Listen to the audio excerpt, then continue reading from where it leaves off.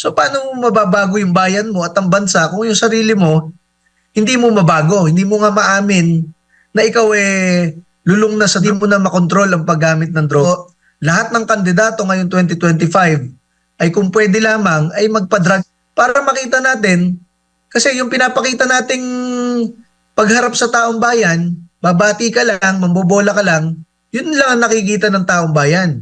Pero kapag ikaw nagpag-hair follicle test, doon makikita ng taong bayan kung totoo ka ba na ikaw kaya mong baguhin ng bansa kasi ang sarili mo hindi mo mabago, drug addict ka pala, di ba? Alam niyo, masabi ko sa inyo totoo, nung ikinakampanya ko ang dating Senador Bongbong Marcos pagka presidente, kinakausap ako na ibang kongresista na ka-close ko. Sabi, alam mo Ronald, kaya sana wag yan ang suportahan mo. E di syempre pinagtatanggol ko yung ninong ko, di ba? Ninong ko yan si Bongbong Marcos So ganun lang ang mga pangyayari. Hindi ko naman akalain na nung naging presidente ang aking ninong, biglang lahat ng tumulong sa kanya, kami sa Duterte Youth, ang Pangulong Duterte, ang Vice President Sara Duterte at ang iba't ibang opisyal ng gobyerno na tumulong sa kanya ay bigla na lang babaliwalain niya, 'di ba? Tinanggal pa nga ako sa National Youth Commission kahit fixed term ako. So, syempre lahat ng binlock ko sa Facebook, lahat ng inaway ko para ipagtanggol ang ninong ko dahil sinasabi nila yung ninong ko. Di ako napahiya tuloy kami dahil pinagtanggol namin todo, pinagtanggol ng mga taong bayan ng todo, 'di ba? Tapos ganyan ang mga pangyayari. Sa gobyerno natin, ang dami nangyayari. Binibenta ang ginto ng Bangko Sentral, mga bilyon-bilyon ng SSS, GSIS, PDIC at PhilHealth, nililipat, panggawa ng karsada at iba't iba pa. So masasabi ko, ang epekto kasi ng nandun sa utak na sa decision making, di ba? So bilang ikaw ang number one decision maker sa bansa, dapat talaga malaman ng bansa kung totoong hindi ang ating Pangulo, ang ating Commander-in-Chief. At kapag ganyan na pinag-uusapan na ng buong bansa dapat man lang ang sagot ng Pangulo dyan, ipakita man lang niya through a hair follicle test na hindi siya diba? Ang problema kasi, baka ngayon hindi na, pwede naman niyang aminin yon, di ba? Ang dami na kasing nagsasabi na So, pwede naman nagbagong buhay. Kaya lang, ang problema kasi kung Pangulo na, kung nasa Malacanang na, tas yun ang pinaka, di ba, kalokohan sa bansang ito. So, gusto lamang malaman ng mga Pilipino kung ang ating head of state, ang ating Pangulo at ang ating Commander-in-Chief at maipapakita ito through a hair follicle test. Yung sinasabi ng Pangulong Bongbong Marcos na wala tong kaugnayan sa public office is a public trust, mali yun.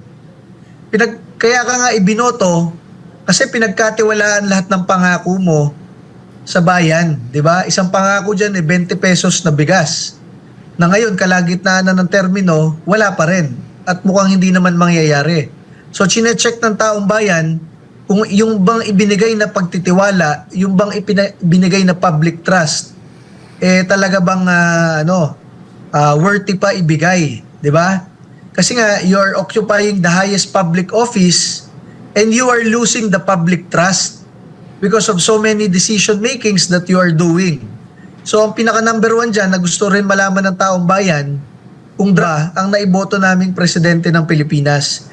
And that only can be disproved through a hair follicle test po. So, dapat po mag-hair follicle test ang ating Pangulong Bongbong Marcos dahil ito po ay hinihiling na napakaraming milyong-milyong Pilipino po. Opo, Chairman, masyado bang mahirap o maselan yung proseso po ng pagpa-hair follicle? Hindi naman po yata. Nagpa-hair follicle drug na kung Pulong Duterte, negative. Mabilis naman po yata yun. And bilang presidente ng Pilipinas, kayang schedule lang mabilis yan. Kasi hawak mo naman lahat ng government hospitals, kahit nakakapunta naman sa St. Luke's ang Pangulo, malapit ang bahay niya doon, sa Forbes, and everything, di ba? So, bakit yung pagde-deny pa ng Pangulo kanina, napakinggan ko first time to dito sa inyo, yung what does hair follicle test, how does it relate to public office and public trust? Yung pagkakano pa parang without confidence, na parang na-shock dun sa tanong, di ba? So, yung mga ganyang klaseng pananalita, talagang ano na lang yan, nag-evade ka na lang doon sa issue ng hair follicle test. If you truly believe that you are not using drugs, you truly believe that you have not used drugs, if you truly believe that you are not a drug, people are just slandering you that you are a drug, show them through a hair follicle test that you are not a drug. Napakadali, di ba? Ganun lang yun. At Chairman, at dahil nga sa naging issue na ito ngayon, itong pag-connect o pagka-involve ng mga nasasangkot sa mga illegal na mga opisyal natin sa gobyerno, yung panawagan, panahon na ba din, napapanahon na rin ba na hindi lamang sa ehekutibo kundi sa lahat ng mga opisyal ng gobyerno ay dapat i-require na rin itong pagpapatiyak ng mga kababayan natin na hindi apektado yung utak at illegal ang mga opisyal, mga namamahala sa ating bansa. Yan, tama yung tanong ninyo. Alam nyo, sentimiento ngayon ng mga Pilipino ay nagbalikan na yung mga durugista.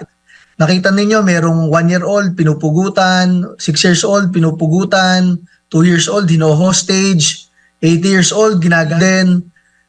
Napakaraming kriminalidad uli ngayon na nakikita ninyo in broad daylight, tanghaling tapat, umaga, maraming tao. Ito ay kagagawa ng mga dahil hindi na nila matansya ang sitwasyon, ang kanilang decision making ay talagang bangag na, high on. So kung ganyan ang takot ng ating lipunan sa mga ordinaryong drag-aanan, what more if we put drug in government positions? Isipin ninyo kung yung general ninyo ay drug, kung yung mayor ninyo ay drug, kung yung presidente ninyo ay drug, what more? It will affect not just the safety of the people but the entire process of government dahil yung decision making ng isang bangag na, di ba? Hindi siya nakakapag-desisyon ng ayos. So definitely kung pwede lamang ang lahat ng tatakbo ngayong 2025 dahil diyan natin makikita yan eh. Ako bilang isang maayos na mamamayang Pilipino, kahit kailan, hindi ko nasubukang magsigarilyo kahit isang beses eh. So gusto ko rin ng aking mga kasamahan sa gobyerno, ang aking mga kalaban sa politika at sa eleksyon, ganun rin, di ba? Lagi tayo nagpapakita ng magandang adhikain para sa taong bayan, lalo na yung mga nangangampanya, ang daming pangako na babaguhin. Kung yung sarili mo pala, hindi mo mabago, nagdala, di ba? At ang dami-dami mong bisyo. So paano mo mababago yung bayan mo at ang bansa kung yung sarili mo hindi mo mabago, hindi mo nga maamin na ikaw lulong na sa pato. Lahat ng kandidato ngayong 2025 ay kung pwede lamang ay para makita natin kasi yung pinapakita nating pagharap sa taong bayan, babati ka lang, mambobola ka lang, yun lang ang nakikita ng taong bayan. Pero kapag ikaw nagpa-test, doon makikita ng taong bayan kung totoo ka ba na ikaw kaya mong baguhin ang bansa kasi ang sarili mo hindi mo mabago. Opo, Chairman. At kung na-monitor mo rin yung naging pahayag ni Senator Bato de la Rosa, sinabi po niya na parang candy na lang itong pagbebenta ng illegal na dali na lang itong pagbebenta nitong mga illegal na nasa sa ating mamamayan, sa ating lipunan dahil nga parang hindi medyo lax, hindi na masyadong mahigpit yung pinatutupad na anti-drug o yung ipinatutupad nating batas laban sa paggamit ng illegal na drug. Yan nga po naririnig lang natin yan kina Senador Bongo, Bato, kay Pangulong Duterte, kay Vice President Sara Duterte, kay Pastor Apollo Kibuloy, yung ganyang dapat na kamay na bakal sa ating bansa. Alam nyo, ang Duterte Youth Party List, nag-file kami last year ng pagbabalik ng death penalty para sa mga kidnapper, para sa mga kabataan, pati sa NPA na terorista at pati sa mga plunderer. So, bakit natin ginagawa yan? Kasi hindi lang yan hindi lang yan mga part-time na bisyo. Sinisira niyan yung decision making skills ng isang tao. And pag nahangong-hango na mambibiktima yan ng kapwa Pilipino. Minsan nga kapwa pamilya niya 'Di ba? Lola, mga ganyan-ganyan. So talagang dapat matigil yan. And yung bentahan niya, sa dami ng pinupuntahan ko mga mayor ngayon, gobernador at mga kahit barangay chairman, wala na silang sinabi ko hindi na, nako chairman, napakadaming ngayon. Nagdodraw. Isipin nyo yon, napakadaming drug. Wala kayong marinig sa palasyo. wala kayong marinig sa gobyerno, di ba? Unlike nung panahon ni Pangulong Rodrigo Duterte, meron lang nagwawala na ang Pangulo ng Pilipinas at inuutusan na lahat ng tropa ng gobyerno para hanapin yon, patay. Ganun na lamang ang kamay na bakal na pinapakita dati ng gobyerno. Kaya nga, nung panahon ni Pangulong Duterte, almost maubos ang NP. Almost magsukuan lahat ng adik, lampas 1 milyon nagsukuan. At lahat ng mga kriminal, takot sa taong bayan. Kaya ang iyong pamilya, yung anak at asawa, maisasama mo sa gabi, di ba? Parang sa Davao City, pwede kayong maglakad ng gabi. Ngayong panahon na ito, hindi na po okay yon.